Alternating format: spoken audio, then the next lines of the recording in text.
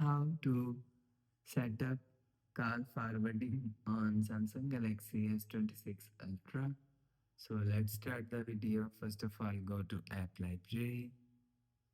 Now here, so click on Phone App. Now here, click on this three dot icon and click on Settings. Now in Call Settings, scroll down and click on Supplementary Services. So after click on Supplementary Services, so after the process, click on call forwarding. So after click on call forwarding,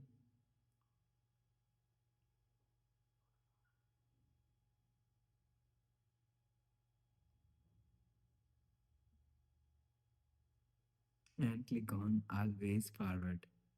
So you will set up call forward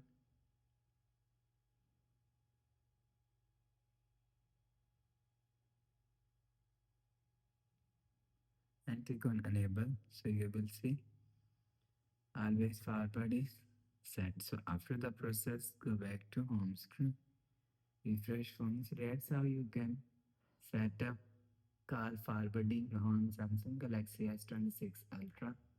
So if you like the video, please subscribe. Thanks for watching.